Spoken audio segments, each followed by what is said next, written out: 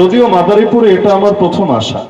মাদারীপুরে ইতিপূর্বে ক্রস করেছি, অর্থাৎ মাদারীপুরের উপর দিয়ে অন্যান্য জেলায় গিয়েছি, তবে কোথাও এসে মাহফিল করেছে বলে আমার মনে পড়ে না। এটি সম্ভবত মাদারীপুরের পুরো জেলাই বলেন আর প্রাণকেন্দ্রেই বলেন প্রথম আগমন। তাও অনেকে তো চাচ্ছিল এবং স্বভাবত চেয়েই থাকে আমরা যাতে না আসি বা আসলেও যাতে কথাবার্তা না বলি। তবুও রব্বুল আলামিনের ফয়সালা যা হবে তো তা, ওমা তাশাউনা ইল্লা আন ইয়াশা আল্লাহ। তো রবের ইচ্ছায় আসা হলো, দেখা হলো, বসা হলো। যেই প্রসঙ্গে কথাটা টানলাম, রব যদি শুধু এটাকেই কবুল করেন, কিয়ামতের দিন এটাকে আমাদের নাজাতের জরিয়া বানিয়ে দিতে পারে। বলবেন কিভাবে? বিশুদ্ধ হাদিসে কুদসির মধ্যে আছে, আল্লাহ রাসূল সাল্লাল্লাহু আলাইহি ওয়াসাল্লাম জানিয়ে দিয়েছেন, কিয়ামতের দিন আল্লাহ নিজে ডাকতে থাকবেন, আইনাল মুতাহাব্বুনা লিজালালি, আমার ওই সমস্ত বান্দাগুলো কোথায় যারা একজন আরেকজনকে ভালোবাসতা একমাত্র আমার জন্য, দলের জন্য না, ধারার জন্য না, নিজস্ব কোনো আলাদা মাসলাক মাশরাবের জন্য না, বরং যে মহাব্বত হতো একমাত্র আল্লাহর জন্য, যার পেছনে রাজনৈতিক ধান্দা নাই, যার পেছনে ব্যবসায়িক স্বার্থ নাই, যার পেছনে দুনিয়ার কোনো পদ পদবীর কোনো ফিকির নাই, বরং যে মহাব্বতটা আল্লাহর জন্য আল্লাহ খুঁজবেন এবং আল্লাহ তাদেরকে আগেই ঘোষণা শোনাবেন, আরে শোনো কেন ডাকছি তোমাদেরকে, আল ইয়াউমা উযিল্লুহুম ফি যিল্লি ইয়াউমা লা যিল্লা ইল্লা যিল্লি, আজ আমি তোমাদেরকে আমার বিশেষ ছায়ায় জায়গা দেব যেদিন আমার ছায়া ছাড়া দ্বিতীয় কোনো ছায়াই নাই। এমন কিছু হাদিসে কুদসিতে এটাও আছে, ওয়াজাবাত মাহাব্বাতি লিল মুতাহাব্বিনা ফিয়া ওয়াল মুতাজালিসিনা ফিয়া ওয়াল মুতাজাওয়িরিনা ফিয়া ওয়াল মুতাবাযিলিনা ফিয়া। আল্লাহ বলছেন, চার শ্রেণীর মানুষকে ভালোবাসা আমার জন্য অপরিহার্য হয়ে গিয়েছে। এক নম্বর শ্রেণী যারা একজন আরেকজনকে ভালোবাসে আল্লাহর জন্য, এবং পরবর্তী যে তিনটা গুণ বলা হয়েছে এটা মূলত ভালোবাসারই দাবি। একজন আরেকজনের সঙ্গে সাক্ষাৎ করে আল্লাহর জন্য, একজন আরেকজনের কাছে গিয়ে বসে সেটাও আল্লাহর জন্য, একজন আরেকজনের জন্য অর্থ খরচ করে সেটাও আল্লাহর জন্য। তো যদি খেয়াল করেন দেখবেন সবগুলো অন্তত আজকের এই মজলিসে মিল আছে। এখানে অনেকে আমার সাথে যারা দেখা করেছে পরিচয় দিয়েছে, এসেছে শরীয়তপুর থেকে, কয়েকজন বলল বরিশাল থেকে, দুই চারজন পেলাম ফরিদপুর থেকে। তো এই যে আশাটা পয়সা খরচ করে কার জন্য? আরে বলেন না কার জন্য? তাহলে আমাদেরকে ভালোবাসা তো এজন্য না যে দুনিয়ার কোনো রাজনৈতিক সুবিধা আমরা আপনাদেরকে দিতে পারবো, এজন্য না যে আপনাদেরকে যাওয়ার সময় প্রত্যেককে পয়সা ধরিয়ে দিতে পারবো। উপরন্তু আমাদের তো আর জিলাপির কারবারও নাই যে জিলাপির ঠোঙ্গা নিয়ে এসেছে গাড়িতে করে, যাওয়ার সময় হাতে একটা করে ধরিয়ে দিয়ে যাব। আর কি লাগে? জিলাপি আছে যার হাতে, জীবনটা তার এমনি কামিয়াব হয়ে গিয়েছে, এমন কোনো ব্যাপার স্যাপার তো নাই, বরঞ্চ পুরোটাই তো আল্লাহর জন্য। তা আল্লাহ যদি চান, এজন্যই বললাম যে এটাকেই কিয়ামতের দিন আমাদের নাজাতের জরিয়া বানিয়ে দিতে পারে। من عاد مريضا أو زار أخا له في الله ناداه مناد من السماء أن طبت وطاب ممشاك وتبوأت من الجنة منزلا। আল্লাহ রাসূল বলেন, কেউ যখন কোন অসুস্থ রোগীকে দেখতে যায় অথবা যাকে আল্লাহর জন্য ভালোবাসে এমন কোন ভাইয়ের সাক্ষাতে যায়, আসমান থেকে একজন ঘোষক ঘোষণা দিতে থাকে, আরে তোমার জীবনটা কামিয়াব হয়ে গিয়েছে, তোমার পথ চলাও সুখকর হয়েছে, আর জান্নাতকে তুমি তোমার ঠিকানা বানিয়ে নিয়েছো। যদিও বলতে এবং শুনতে আল্লাহর জন্য ভালোবাসা কথাটা খুবই ছোট, খুবই হালকা, কিন্তু পৃথিবীর মধ্যে বর্তমানে যত ধরনের মুসলমানদের সমস্যা, এগুলোর সবগুলোর মূলে যেই কয়েকটা বিষয় রয়েছে তারই অন্যতম হলো আল্লাহর জন্য ভালোবাসা। যদি আল্লাহর জন্য মুসলমান আসলেই একজন আরেকজনকে ভালোবাসতো, যেই ভালোবাসা সকল কিছুর ঊর্ধ্বে সিরফ এবং সিরফ আল্লাহর জন্য, তাহলে আজকে এই যে সময় আমি মাদারীপুরের প্রাণকেন্দ্রে বসে কথা বলছি, ওই সময় গাজা এবং রাফায় আমার ভাইদেরকে পাখির মতো গুলি খেয়ে মরা লাগতো না। ওই সময় ডক্টর আফিয়া সিদ্দিকারা 2 যুগেরও বেশি সময় ধরে আমেরিকার কারাগারে নির্মমভাবে জীবন যাপন করতো না। আর ওই সময় পৃথিবীর পরতে পরতে মুসলমানদের রক্তে এই জমিনটা মোটেও রঞ্জিত হতো না। কারণ এই আল-আকসা রক্ষা করার দায়িত্ব কোন আয়াত দেখাতে পারবেন না, কোন হাদিস দেখাতে পারবেন না যেখানে আল্লাহ শুধুমাত্র এই ফিলিস্তিনবাসীকে দিয়েছেন, অথবা হামাসকে দিয়েছেন, অথবা গাজার মুসলমানদেরকে দিয়েছেন। বরং যারাই আল্লাহকে রব বলে, যারাই মুহাম্মদ সাল্লাল্লাহু আলাইহি ওয়াসাল্লামকে নবী এবং রাসূল বলে, যারাই কাবাকে কিবলা বলে, যারাই কোরআনকে ধর্মগ্রন্থ বলে, এমন প্রত্যেকটা ব্যক্তির জন্য এই আল্লাহর ঘরকে রক্ষণাবেক্ষণ করা, হেফাজত করাকে আল্লাহ জিম্মাদারি দিয়ে দিয়েছেন। এই ক্ষেত্রে দলাদলি চলে না, ভাগাভাগি চলে না। কিন্তু যখন উম্মার প্রথম কিবলা কাফেরদের দখলে, তখন যে মুসলমানরা এক হতে পারছে না, তখনও যে একসঙ্গে ময়দানে নামতে পারছে না, 200 কোটি মুসলমানের দল মার খাচ্ছে।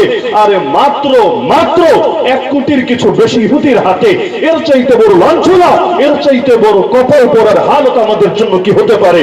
এমনকি আমাদের আবেগ তো অনেক ক্ষেত্রে মনে হয় কাফের মুশরিকদের চাইতে কমে গিয়েছে। ফিলিস্তিন নিয়ে আমাদের আবেগ নাই তা না, কিন্তু আবেগ কয়দিন থাকে ভেতরে? 2 দিন, 4 দিন, 1 সপ্তাহ, 1 মাস, ব্যাস, এরপর তো সব যায় স্বাভাবিক হয়ে।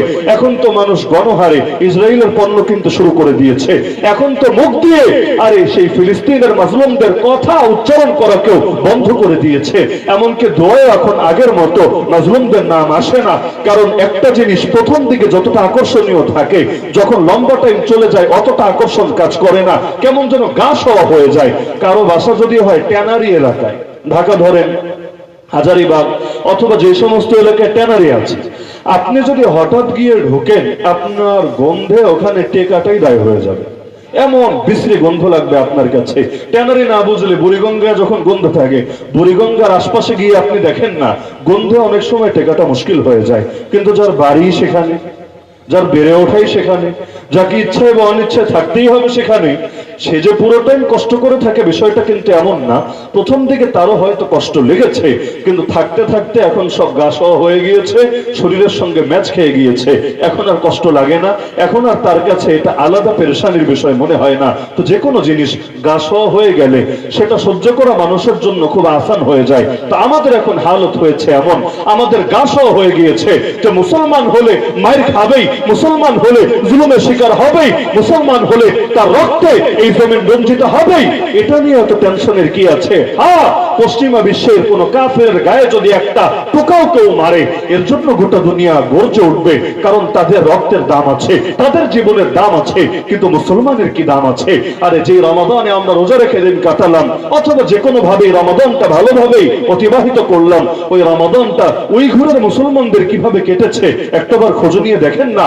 ইয়ামানের মুসলমানরা এই রমাদানের মধ্যে সাহরিয়ার ইফতার ঠিকভাবে করতে পেরেছে কিনা একটাবার খোঁজ নিয়ে দেখেন না। আরে ফিলিস্তিনের অধিবাসীদেরকে ঘাস দিয়ে পর্যন্ত ইফতার করতে হয়েছে। আর সিরিয়ার বড় মানুষ দূরের কথা, ছোট ছোট কত বাচ্চা পর্যন্ত শুকিয়ে কঙ্কালসার হয়ে এক পর্যায়ে মৃত্যুর কোলে ঢলে পড়েছে।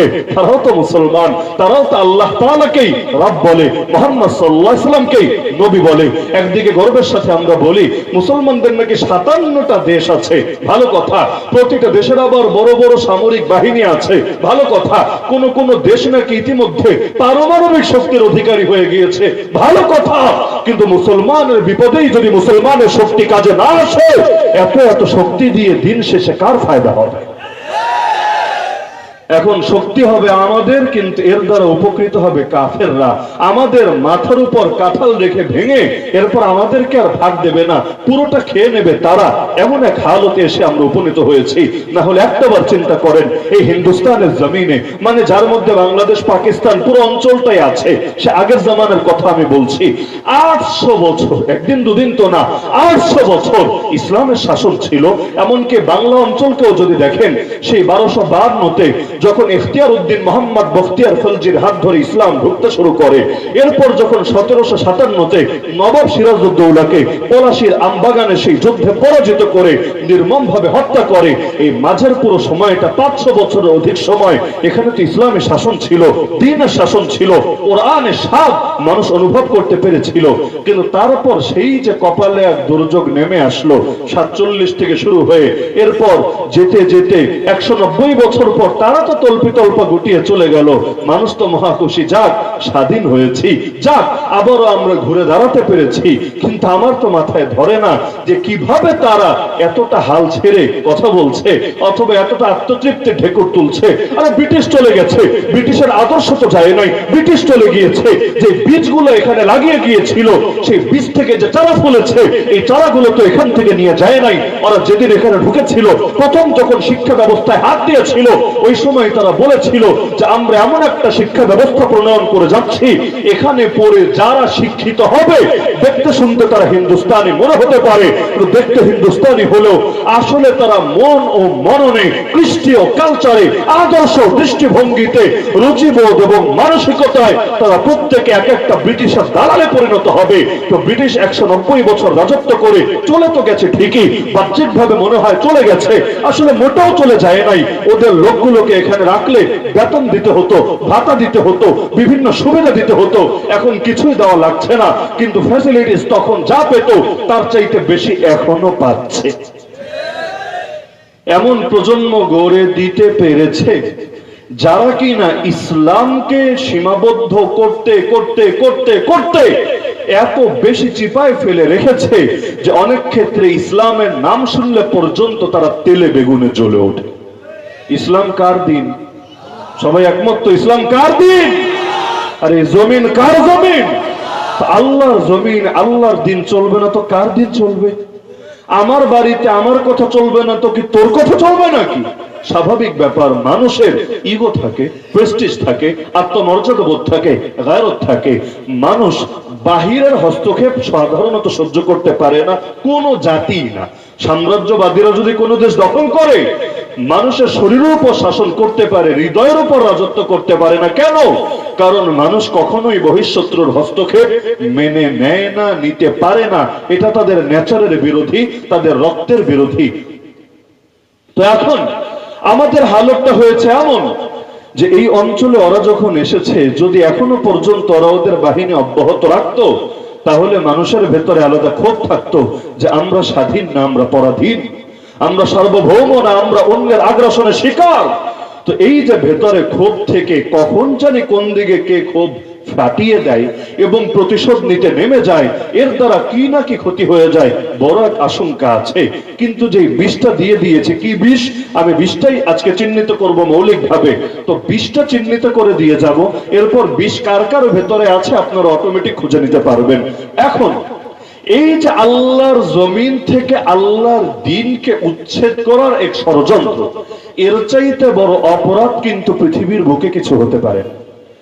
বাংলাদেশের মধ্যে আমি যদি জিজ্ঞাসা করি সবচাইতে বড় বেআইনি কাজ কোনটা বলতো, যে কেউ দাঁড়িয়ে জবাব দিবে যে হুজুর সবচাইতে বড় বেআইনি কাজ হলো রাষ্ট্রের বিপক্ষে অবস্থান নেওয়া, চুরি করা, ডাকাতি করা, সন্ত্রাসী কাজ করা, ওগুলোর চাইতেও বড় জঘন্য রাষ্ট্রদ্রোহী হয়ে যাওয়া, অর্থাৎ রাষ্ট্রটাকেই নষ্ট কিভাবে করবে এবং বহিঃশত্রুর হাতে তুলে দেবে এর ধান্দা করা, এর ষড়যন্ত্র করা।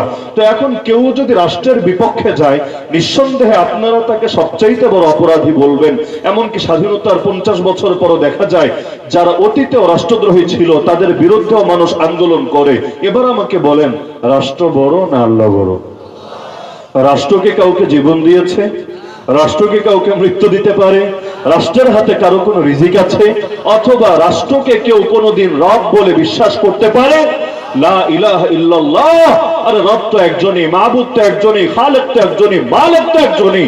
তো সেই আল্লাহর জমিনে থেকে আগে বোঝেন, রাষ্ট্র খাওয়ায় না, রাষ্ট্র পড়ায় না, রাষ্ট্রের হাতে কারো হায়াত না, রাষ্ট্রের হাতে কারো মৌত না, তবু রাষ্ট্রের ভেতরে আছে বলেই, এর নাগরিকই সুবিধা ভোগ করছে বলেই এর বিরুদ্ধে অবস্থান নিলে দুনিয়ার কোন সরকারি তারে ছেড়ে কথা বলে না। তো গোটা জমিনের মালিকানা আল্লাহর যদি এজ আ মুসলিম এই আকীদা আপনার হয়ে থাকে, তাহলে এবার আপনি ফয়সালা করেন না যে আল্লাহর জমিনে দাঁড়িয়ে, আল্লাহর খেয়ে, আল্লাহর পরে সে আল্লাহর বিরুদ্ধে কথা বলার চাইতে বড় পাপ আর বড় অপরাধ কি হতে পারে?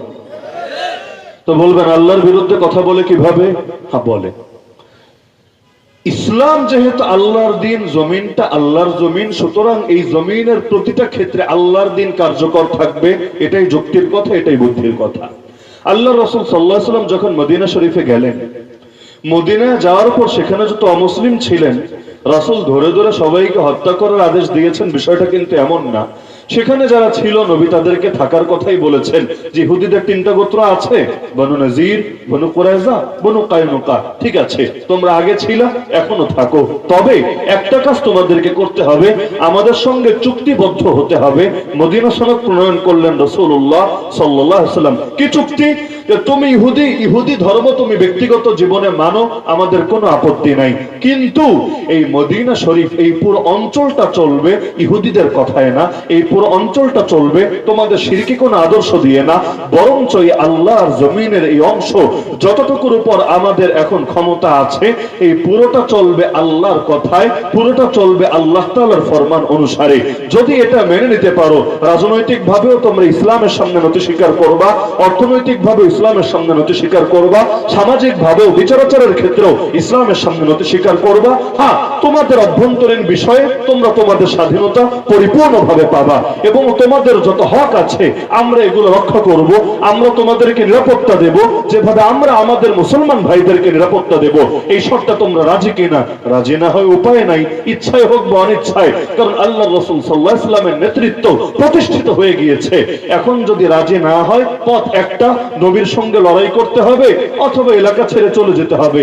এখন এলাকা ছেড়ে যাওয়ার কোনো আগ্রহ নাই আর নবীর সঙ্গে লড়াই করার কোনো হিম্মতই নাই, কারণ এই ইহুদিরা সেই ইহুদি। আপনারা ইতিহাস পড়লে দেখবেন এই ইহুদিদের তিনটা গোত্র মৌলিকভাবে এরা মদিনার অধিবাসী না, মদিনার নাগরিকই না, এরা অন্য এলাকার লোক। তাহলে এখানে এসে ঘাঁটি গেড়েছে কেন? একমাত্র একমাত্র একমাত্র উদ্দেশ্য ছিল, তারা তাদের কিতাবের মধ্যে পড়েছে এক সময় আখেরি পয়গম্বর আসবেন, তিনি এই মদিনা শরীফে হিজরত করবেন। তারা যদি কোনোভাবে তার দেখা পেয়ে যায় তার উপর ঈমান আনবে, তার দ্বীনকে শক্তিশালী করবে এবং তাকে নিয়ে কাফেরদের বিরুদ্ধে মোকাবেলা করবে। সূরা বাকারার একাধিক আয়াতের সাক্ষী আপনারা পাবেন। এমনকি তারা এটা বলতো, ইস্তাফতিহুনা আলাল্লাযিনা কাফারু, যখন কাফেরদের বিরুদ্ধে লড়াই হতো ওই লড়াইগুলোর মধ্যেও তারা আল্লাহর রাসূল সাল্লাল্লাহু আলাইহি ওয়াসাল্লামের তামান্না ব্যক্ত করত, হায় নবী যখন আসবে তাকে নিয়ে আমরা বিজয়ী হব, বিজয় কামনা তার সঙ্গে সম্পৃক্ত ছিল। কিন্তু ফালাম্মা জাআহুম মা আরাফু কাফারু বিহি ফালানাতুল্লাহি আলাল কাফিরিন, কিন্তু হক যখন সামনে চলে এসেছিল মানতে পারে নাই। কেন মানতে পারে নাই? এই গোষ্ঠীগত কারণে, গোষ্ঠীগত কারণে।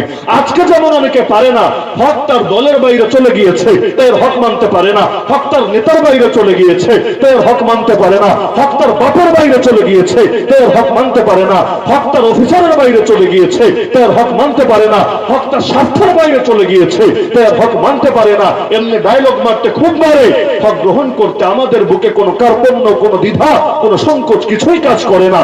কিন্তু যখন দেখা যায় একদিকে হক আর একদিকে দল, হক নিলে দল থাকে না, দল নিলে হক থাকে না, তখন তারা তাদের মুখোশটা খুলে ফেলতে আর দেরি করে না।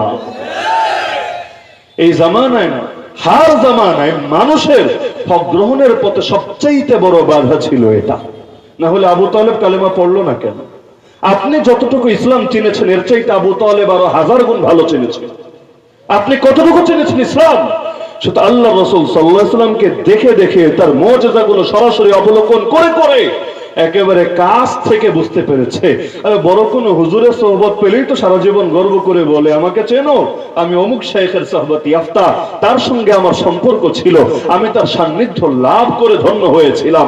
সব হুজুরের বড় হুজুর যিনি, সব শাইখের বড় শাইখ যিনি, আরে সব নবীর সর্দার যিনি, তাকে যে ছোটবেলা থেকে বড় করে তুলেছে, মাথার উপর ছায়া হয়ে সারা জীবন থেকেছে, এমনকি যার জন্য নিজের রক্ত ঝরানোর শপথ পর্যন্ত নিয়েছে। আরে যেই সাহস আমরা করিনি, আমরা আবু তালেব এক অমুসলিম হয়ে চ্যালেঞ্জ ছড়ে দিয়েছিল গোটা কুরাইশকে, আরে কুরাইশ কান খুলে শুনে নে, আমি কালেমা পড়তে না পারি কিন্তু আমি আবু তালেব যতদিন জীবিত আছি তোরা ভাবিস না মুহাম্মাদের কোনো ক্ষতি করতে পারবি। যদি মুহাম্মাদের কিছু করতে হয়, হাত্তা ওয়াসাদা ফি তুরাবি দাফিনা, তার বাক্য, আগে আমাকে মেরে মাটির ভেতরে আমার দাফন দিতে হবে, এরপর আমার কবরের উপর পাড়া দিয়ে গিয়ে মুহাম্মাদের গায়ে ছুবি, কিন্তু যতদিন আমি জীবিত আছি মুহাম্মাদের তোরা কিছুই করতে পারবি না। ভাবতে পারেন, আর ওই হিম্মত যদি বাংলার মুসলমানদের থাকতো, বাংলার জমিনে কোন আলেমের গায়ে হাত দেওয়ার কোন সাহসও কোন বাতিল জীবনে করতে পারত না।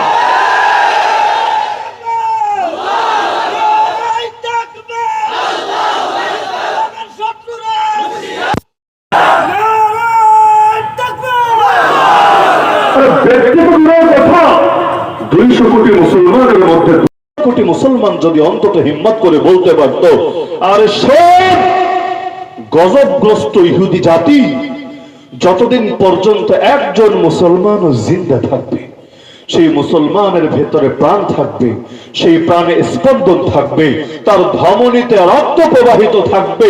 তোরা ভাবিস না তোরা মসজিদে আকসা ভেঙে তোদের সেই কল্পিত সুলাইমানি মন্দির বা থার্ড টেম্পল বানাতে পারবে। আরে মসজিদ ভাঙা তো দূরের কথা, সেখানে মন্দির বানানো তো দূরের কথা। আরে তোরা তো এখানে এসে নিজেদের সাম্রাজ্য প্রতিষ্ঠা করতে পারবি না। তোরা ভেবেছিস কি জেরুজালেম হবে তোদের রাজধানী? আরে তোরা জানিস না সব সময় শুধু রিজিকে মানুষকে টেনে আনে না, কখনো মরণও মানুষকে টেনে আনে। মরণ যেই জমিনে লেখা থাকে মানুষ পারে না সেখানে না গিয়ে থাকতে। আপনার মরণ যদি লেখা থাকে চিটাগাং, সারা জীবন যদি মাদারীপুরের বাইরে কদম নাও ফেলেন তবুও দেখবেন শেষ জীবনে কিভাবে কিভাবে জানি চিটাগাং চলে গিয়েছেন। তো পাগলরা ভেবেছে কি যে আল আকসা অথবা জেরুজালেমকে ওরা বানাবে ওদের রাজধানী, ওদের রিজিক ওদেরকে টেনে এনেছে? আরে না, আমরা শেষ জামানের হাদিসগুলো বিশ্লেষণ করলে বুঝি ওদের রিজিক ওদেরকে টেনে আনে নাই, ওদের মরণ ওদেরকে চুম্বকের মতো টেনে এনেছে। কারণ ওরা কোন মুসলমানের বিরুদ্ধে লড়াইয়ে নামে নাই, ওরা রব্বুল আলামিনের বিরুদ্ধে লড়াইয়ে নেমেছে। আখিরি পয়গম্বরকে দেখার পর, চেনার পর, বোঝার পর কেমন চিনেছে? কোরআন কখনো ভুল মেসেজ দেয় না। আল্লাহ বলেছেন ইয়ারিফুনাহু কামা ইয়ারিফুনা আবনাহু, নিজের পুত্র সন্তানকে যেভাবে চিনত। মেয়ে নিয়ে তো ওই জমানায় অনেকের অ্যালার্জি ছিল, মেয়ে না, পুত্র সন্তান, পুত্র সন্তানকে যেভাবে চিনত আল্লাহ রাসূলকেও ঠিক সেভাবে চিনতে পেরেছে। এরপরও মানে নাই শুধুমাত্র স্বার্থে আঘাত লাগার কারণে। কেন স্বার্থ? যে নবী আমাদের বংশে না এসে আরেক বংশে আসলো কেন রে? খালি বড় সড়ো কোনো স্বার্থ না, খালি আমার বংশে কেন আসে নাই, আর একজনের বংশে কেন এসেছে? ওরা কোন বংশ, নবী কোন বংশ? ওরা হলো ইসহাক আলাইহিস ইসলামের বংশ, বনু ইসহাক। আর আমার নবী হলেন ইসমাইল আলাইহিস ইসলামের বংশ, বনু ইসমাইল। কিন্তু ইসহাকের বাবাও যিনি, ইসমাইলের বাবাও তিনি। ইসহাক আলাইহিস ইসলামের বাবার নাম ইব্রাহিম, আর ইসমাইল আলাইহিস ইসলামের বাবার নাম ইব্রাহিম। গোড়ায় গেলে কিন্তু সবই মিলে যাচ্ছে। কিন্তু এই যে দুই ভাই, মা ভিন্ন, দুই মা থেকে দুই ভাই, এক ভাই ইসমাইল আর এক ভাই ইসহাক, এতটুকুর কারণে পুরো জাতি আল্লাহর নবীর শানে শুধু অস্বীকার করেছে তা না, এতটুকু করলে চলতো, কিন্তু এতটুকু না। নবীকে জাদু করেছে, নবীর খাবারে বিষ মিশিয়েছে, আল্লাহ নবীকে গুপ্ত হত্যার চেষ্টা করেছে, আল্লাহ নবীকে যত ভাবে পেরেছে সব ভাবে কষ্ট দিয়েছে। নবীকেই চারটা যুদ্ধ করতে হয়েছে ইহুদি জাতির বিপক্ষে। বনু নাজিরের যুদ্ধ, বনু কুরাইজার যুদ্ধ, বনু কাইনুকার যুদ্ধ, আর ঐতিহাসিক খায়বার যুদ্ধ। যুদ্ধ চারটা, কারণ একটা, প্রতিবারের কারণের নাম বিশ্বাসঘাতকতা। রক্তে রক্তে মিশে আছে বিশ্বাসঘাতকতা। তো স্বার্থের কথা বলছিলাম যে আবু তালেব এক অমুসলিম হয়েও একদিকে আল্লাহ নবীকে এত সাহায্য করছে। আমি মাঝে মধ্যে চিন্তা করি, আমার সাথে আপনি একমত না হতে পারেন, যে আমার মতো হাজার উসামা মিলে দ্বীনের জন্য যতটুকু কোরবানি দিয়েছে এর চাইতে হাজার গুণ বেশি কোরবানি এক আবু তালেব বহু আগে দিয়ে রেখেছে। সহিহ বুখারীতে হাদিস আছে, ইন্নাল্লাহা লা ইউআইয়িদু হাযা আদ-দীন বির-রাজুলিল ফাজির, নিশ্চয়ই আল্লাহ কখনোই ইসলামকে শক্তিশালী করেন পাপিষ্ঠ লোকের দ্বারা, যার নিজের কপালে জান্নাত নাই, কিন্তু আল্লাহ তার দ্বারা ইসলামের এমন কিছু কাজ করিয়ে নেন যার দ্বারা ইসলাম বড় শক্তিশালী হয়। আবু তালেব কপালে কিন্তু জান্নাত নাই, মুশরিক, কালেমাটা পড়ে যেতে পারে নাই, কিন্তু তার দ্বারা দ্বীনের যে শক্তি অর্জন হয়েছে এটা আমার মতো হাজার কেন লাখ মানুষকে এক পাল্লে উঠালেও ওই শক্তি আদৌ অর্জন হবে কিনা বড় সন্দেহ আছে। তো সবই বুঝলো, সবই করলো, খালি কালেমাটা পড়তে আপত্তি কোথায়? সির্ফ এক জায়গায়, ওই যে দলান্ধতা, ওই যে সাম্প্রদায়িকতা, যে আমি সারা জীবন এক দলে থাকলাম, মরার আগে আরেক দলে যাই কিভাবে? নবী বোঝাচ্ছেন, কুলি আনবি কালিমা আশফা আলাকা বিহা ইনদাল্লাহ, হে আমার চাচা একটা মাত্র কালেমা পড়েন, দায়িত্ব নিচ্ছি, আল্লাহর কাছে আপনার জন্য সুপারিশ করব। আরে আমার মতো এক উম্মতি যদি শুধু এটা জানে যে নবী তার সুপারিশের দায়িত্ব নিয়েছে, আর কি লাগে? আর কি লাগে? জান্নাতের মালিক তো আল্লাহ, কিন্তু নবী, যেই নবীকে আল্লাহ কিয়ামতের দিন বিশেষ সুপারিশের অধিকার দান করবেন, আশ-শাফাআতুল উযমা, সেই সুপারিশের দায়িত্ব নবী যদি নিয়ে নেন, আর কি লাগে? কারণ তার সুপারিশ রব্বুল আলামিন কখনো ফিরাবেন না। কিন্তু শেষ সময় সে বলে গেল, আমি লজ্জাকে প্রাধান্য দিলাম আগুনের উপরে, আগুনে পড়তে রাজি আছি, লজ্জিত হতে রাজি নাই, না হলে দরের লোকরা, গোষ্ঠীর লোকেরা আমার মরার পরে আমার বিপক্ষে কি বলবে? আরে মরার পরে ভালো বললেই কি, কালো বললে বললেই কি। আপনারা অনেক সময় একটা জিনিস চিন্তা করেন যে কিছু মানুষ যখন তাদের বিবেকটা পচে যায় মরার আগেও কেমন আচরণ করতে পারে। আবু জাহাল যখন তার গলা কাটতে গিয়েছিল সাহাবী আব্দুল্লাহ বিন মাসউদ রাদিয়াল্লাহু আনহু, কারণ এর আগেই দুইটা ছোট ছোট বাচ্চা সাহাবী মুআয এবং মুআওয়াজ রাদিয়াল্লাহু আনহুমা তার জীবনটা শেষ করে দিয়ে এসেছে, কিন্তু মরছিল না, একটু তরপাত ছিল, প্রাণটা বাকি ছিল। তো এই উম্মতের সবচাইতে বড় ফকিহ যারা, তাদের অন্যতম সাহাবী আব্দুল্লাহ বিন মাসউদ রাদিয়াল্লাহু আনহু গেলেন যে আল্লাহর নবীর কাছে তার কল্লাটা এনে হাজির করবেন। এখন বুকের উপর চড়ে বসেছেন, কল্লা কাটবেন। এই সময় আবু জাহাল বলে, ভাতিজা কল্লা কাটবা তো কাটো, উপর দিয়ে না কেটে নিচ দিয়ে কাটলে হয় না? তিনি তো অবাক, উপর দিয়ে কাটলে কি নিচ দিয়ে কাটলে কি, কল্লা তো কল্লাই, যেদিক দিয়ে কাটুক মরে তো যাবে, তো উপরেই কি আর নিচে কি? তিনি জিজ্ঞাসা করলেন, আরে কি হবে নিচ দিয়ে কাটলে? সে স্পষ্ট ব্যাখ্যা দিয়ে যাচ্ছে, বোঝো না, যখন সবগুলো কল্লা একসঙ্গে রাখা হবে আমারটা দেখতে একটু বড় বড় দেখা যাবে, দূর থেকে ফোকাসে আসবে, মানুষ বলবে আরে এই কল্লাটা বড় কেন রে? তখন সবাই বলবে এটা নেতাজির কল্লা, ওই দেখা যায় কল্লা, ওই আমাদের নেতার কল্লা। তো এই একটা ফিল মরার পরে নেওয়ার জন্য সে বলছে কাটবা তো কাটো, নিজ দিয়া কাটো। তার মানে বিবেক কতটা পচে গেলে শেষ সময় ঈমানের চিন্তা না করে, হেদায়েতের চিন্তা না করে, জান্নাত জাহান্নামের ফিকির না করে মরার পর কল্লার সাইজ কি হবে, ছোট হবে না বড় হবে, এটা নিয়ে পর্যন্ত ফিকির করে। আজকের যুগে অনেকে ভাবে না যে দুনিয়াতে অমর হওয়ার জন্য কিছু একটা করতে হবে, কি করব, বিশাল একটা সিনেমা হল বানায় দেয়া যায়, মরার পর আমার নামে সিনেমা হল যেহেতু থাকবে, মানুষ এই হলে আসলেই স্মরণ করবে অমুক লোকটাই সিনেমা হলটা বানিয়ে দিয়ে গিয়েছে। অথচ চিন্তাটা কিন্তু ভিন্নভাবেও করতে পারতো। আরে দুনিয়াতে নাম টিকে থাকলেই ব্যক্তি দামি হয়ে যায় এমন না। ফেরাউন, আরে ফেরাউনের নাম না, লাশটাই তো টিকে আছে। আর লাশের জন্য আলাদা কোনো ভাস্কর্য বানাতে হয় নাই, মূর্তি বানাতে হয় নাই, ছবি বানাতে হয় নাই, প্রতিমা বানাতে হয় নাই, বরং রব্বুল আলামিন ওর পুরো শরীরটাকেই বাকি রেখে দিয়েছে এবং কিয়ামত পর্যন্ত আল্লাহ বাকি রাখবেন। কোরআনের মধ্যে আল্লাহ জানিয়ে দিয়েছেন। অপরদিকে নবী মুসা দেখতে কেমন ছিলেন, পাল্লা দাঁড়িয়ে বলেন দেখি, তার ছবি এইচডি কোয়ালিটি বাদ দেন, নরমাল কোয়ালিটির ছবি জীবনে কে কবে দেখেছেন অথবা কল্পনা করতে পেরেছেন? আমাকে শোনান দেখি, কেমন ছিল তার নাক, কেমন ছিল তার কান, কেমন ছিল তার দাঁত, কেমন ছিল তার চুল, পারলে বর্ণনা দেন দেখি। পারবেন না, তবুও মহব্বত কিন্তু সেই নবী মুসাকেই করেন। অপরদিকে সবকিছু থাকার পরও ঘৃণা কিন্তু সেই আবু জাহালকেই করেন, সেই ফেরাউনকেই করেন। তার মানে দুনিয়াতে টিকে থাকলে দামি হবে, আর দুনিয়ায় তার শরীর বা ছবি বা কোনো চিত্র বা স্মৃতি না থাকলে তিনি কম দামি হবেন। বিষয়টা এমন না, যিনি রবের কাছে দামি হবেন তিনি জমিনের বুকে দামি হবেনই হবেন। যেই চাইবে তার দাম কমাতে ইতিহাসের বুকে লাঞ্ছিত হতে পারে, কিন্তু আল্লাহ যাকে উঠাতে চায় পৃথিবীর কেউ নাই তারা ডুবিয়ে দেবে। ইসলামের হেফাজত নিয়ে আমাদের চিন্তা কাজ করে না কেন জানেন? কারণ আমি মরতে পারি, আপনি মরতে পারেন, আমরা সবাই লাশ হতে পারি, কিন্তু ইসলাম কখনোই নিশ্চিহ্ন হবে না। কারণ ইসলামের হেফাজতের দায়িত্ব নিয়েছেন কে? মাঝখানে আমি আপনি খালি ওসিলা, যেমন আমারে খাওয়ায় তো আল্লাহ, কিন্তু আমার বাপ মা হলো ওসিলা। যার বাপ মা নাই আল্লাহকে তারা খাওয়ায় না, আল্লাহ তাকে অন্য ওসিলা দিয়ে খাওয়ায়। তো গোটা জমিনের মধ্যে আমি ওসিলা, আপনি ওসিলা, সবাই আমরা ওসিলা।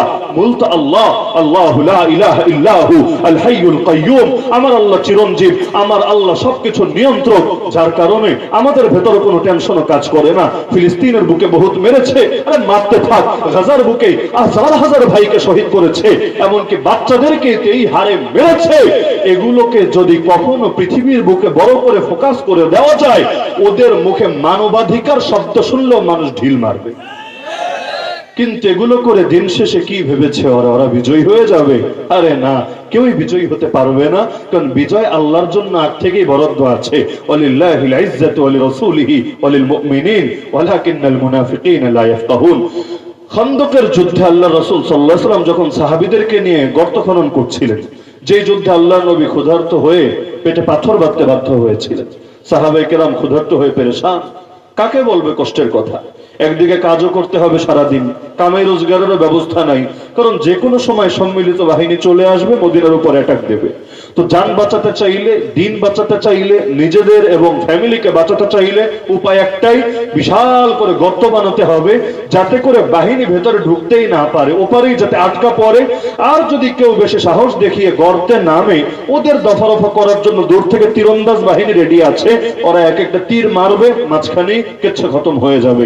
তো এখন একদিকে সময় হাতে বড় কম, পাথুরে মাটি, সহজে খনন হতে চায় না, আর আরেকদিকে কাজ অনেক বেশি। তো এখন কাজ করবে না কামাই রোজগারের ফিকির করবে, কাজ চালিয়ে যাচ্ছে আর চালিয়ে যাচ্ছে আর চালিয়ে যাচ্ছে। আল্লাহ নবীও শুধু কমান্ড দিয়ে বসে নাই, কারণ মুসলমান নেতা যারা হয় তারা আড়ালে থেকে এসি রুমে বসে বসে জাতিকে কমান্ড দেয় না, বরং তারা তো কাফেলার সামনে থাকে, নিজের বুকটা বাহিনীর সামনে আরো পেতে দেয়, যে যদি গুলি লাগে সবার আগে আমার বুকে গুলি লাগবে, আরে আমি জীবিত থাকবো, আমি সুখে শান্তিতে থাকবো, আর আমার গোটা মুসলমান ভাইয়েরা রক্তের সাগরের দরিয়া বওয়াবে, এটা তো কিছুতেই মেনে নেওয়া যায় না। তা আল্লাহ রাসূল তাদের সঙ্গে কাজ করছেন। এক পর্যায়ে সাহাবীরা যখন আর টিকতেই পারছেন না, নবীকে এসে দেখাচ্ছেন, ইয়া রাসূলুল্লাহ দেখেন কোমরই তো আর সোজা রাখতে পারি না, ক্ষুধার জ্বালায় পেটে পাথর বাঁধতে বাধ্য হয়েছি। আল্লাহ রাসূল সাল্লাল্লাহু আলাইহি ওয়াসাল্লাম কি বলবেন তাদেরকে? নবী মুখ দিয়ে কিছু না বলে নিজের পেট থেকে কাপড়টা উঠালেন। সাহাবীরা দেখলেন তাদের পেটে তো একটা করে পাথর বাঁধা, আমার নবীজির পেটে দুইটা পাথর বাঁধা।